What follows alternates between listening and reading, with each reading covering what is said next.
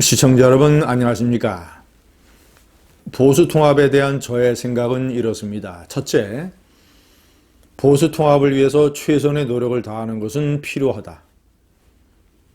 그러나 두 번째, 보수통합에 대한 환상은 금물이다. 보수통합의 성패는 그 내용에 따라서 달라진다. 합친다고 해서 무조건 성공하는 게 아니다. 세 번째, 통합보다도 더 중요한 것은 한국당의 혁신이다. 이 세 가지가 제가 생각하는 보수통합의 어떤 이 분석입니다. 그래서 제가 이현주 신당에 대해서도 저의 생각은 만약에 끝까지 한국당과 연대하지 아니하고 통합하지 아니하고 그 존재로 남아서 총선에 출마한다면 저는 우파를 위해서 아주 위험한 일이다. 그러나 두 번째, 이현주 의원이 신당을 만들겠다고 하면서 하는 얘기 중에서 들을 만한 대목이 있다. 그래서 한국당이 통합에 대해서, 특히 유승민 세력과의 통합에 대해서 가지고 있는 환상, 그리고 부작용, 나쁜 폐해, 그리고 한국당이 그거 이전에, 통합 이전에 쇄신과 혁신을 먼저 해야 된다라는 주장, 이런 것들은 상당히 한국당이 귀를 담아서 귀에 담아야 되는 얘기라고 생각을 합니다. 제가 오늘 말씀드리고자 하는 보수통합의, 보수든 진보든 정치 세력의 통합이 가지고 있는 거품과 환상,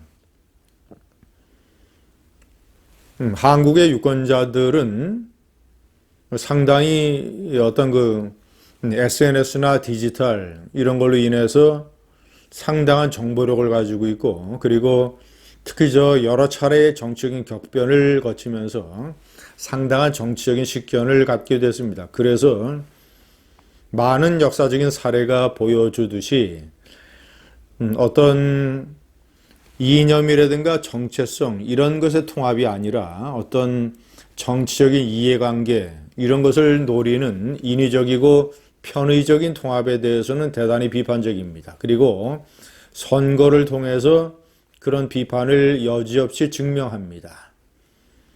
그래서 많은 경우 정치 세력의 통합이 그 이전에 기대됐던 수치만큼 절대로 결과물이 나오질 않습니다.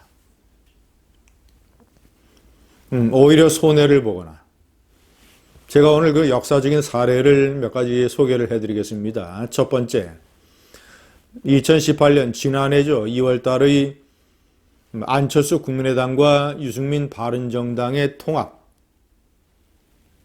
자, 이 두 정당은 2017년 5월 대통령 선거 때 안철수는 21%를 얻고, 그리고 유승민은 7%를 얻었습니다. 자, 그래서 두 세력을 합치면 28%의 기대치가 나오는 것이죠.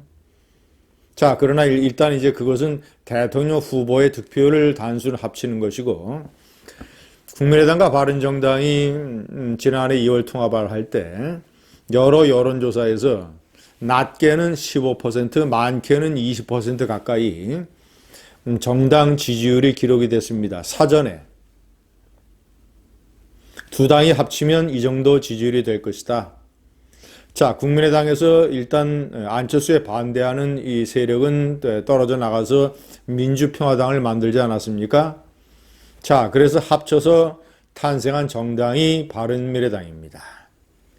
그런데 어떻습니까? 그래서 당시 국민의당과 바른정당, 안철수와 유승민 두 대통령 선거에서 3등과 4등을 한 두 후보의 통합은 상당히 어떤 그 거품과 환상의 기대치를 잔뜩 올렸었습니다.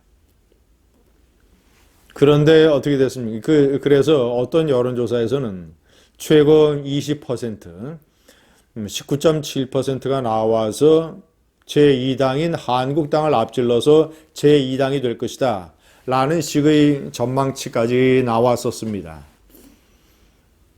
그러나 어떻게 됐습니까? 그 내용물에 따라서 분열, 안철수의 이탈, 그리고 유승민계와 손학규 이 세력 간의 갈등, 분열, 그리고 문재인 좌파 정권과 싸우는 데 있어서의 정체성 혼란, 반문 투쟁의 약화, 이런 등등 이러이러한 사유들로 인해서 현재 바른미래당의 지지율은 5% 수준, 민주평화당과 합치면 7% 수준, 3분의 1로 쪼그라든 것입니다. 절반 내지는 3분의 1로 쪼그라든 것이죠. 저것이 바로 통합의 거품이 얼마나 큰가를 증명해주는 대표적인 역사적인 사례입니다. 자, 제가 두 번째 사례를 한번 소개를 해드릴게요. 2012년 4월 총선, 18대 총선이었죠. 자, 이때 19대 총선이었죠. 자, 이때 어떻게 됐습니까?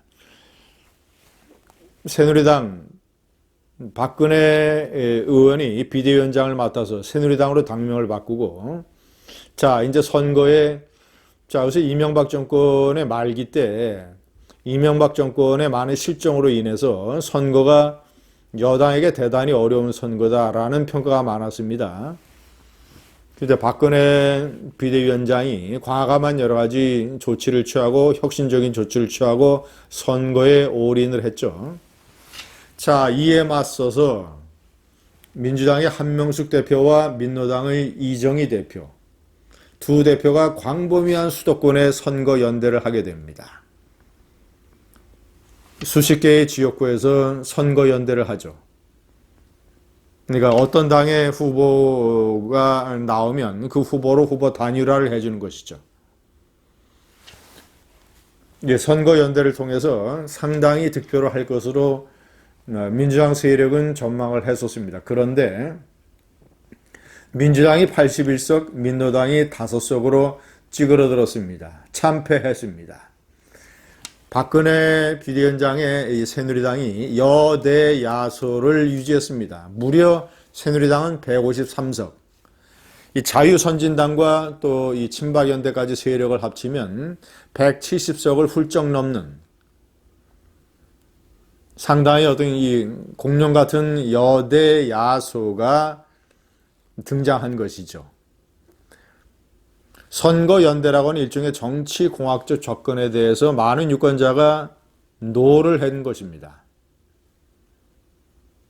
자, 세 번째 사례, 1990년의 3당 합당.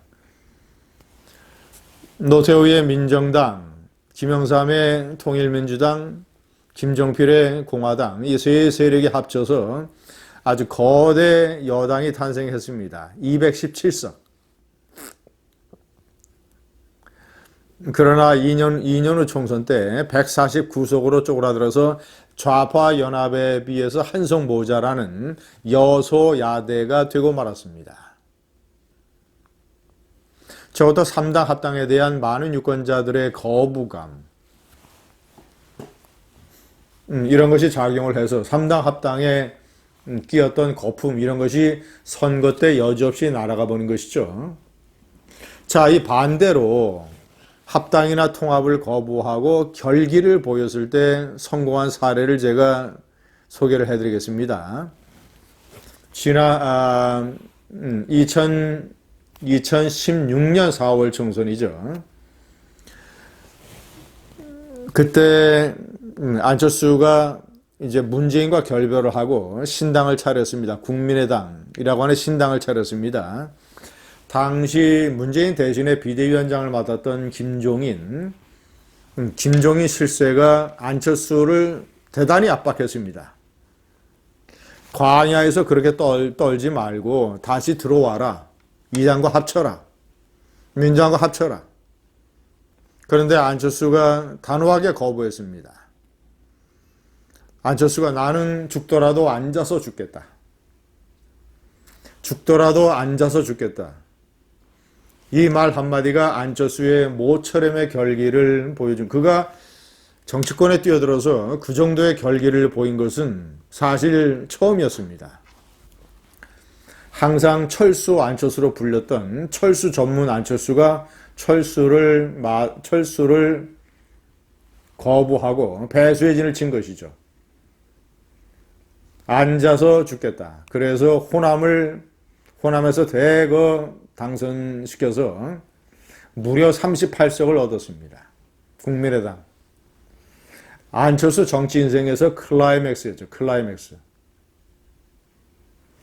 시청자 여러분 어떻습니까? 중요한 것은 결기, 혁신, 쇄신. 한국당이 이승민 세력과 만약에 우여곡절 때 합친다 하더라도 어떤 여론조사에서는 현재 이제 가장 최근의 여론조사는 민주당이 38%, 한국당이 33%, 바른미래당이 5%입니다. 그래서 어떤 여론조사에서는 합치게 된다면 한국당과 바른미래당이 합치면 민주당과 똑같아진다라는 여론조사가 나오고 있습니다. 그러나 합치기 전에 유권자들이 그래서 단순하게 그렇게 얘기하는 것과 실제로 합치고 나서 각종 불협화음이 생기고 갈등이 생기고 또는 합친 것에만 의존을 해서 한국당이 혁신을 하지 않고 이러면 대번에 아주 현실적이고 실존적인 지지율로 다시 거꾸로 쇠퇴를 하게 됩니다. 5% 정도 만약에 얻었다. 많게 10%를 얻었다. 어떤 경우는 혁신을 하지 않으면 대부분 다 날아갑니다. 보수 통합에 대한 거품을 환상을 깨야 됩니다. 감사합니다.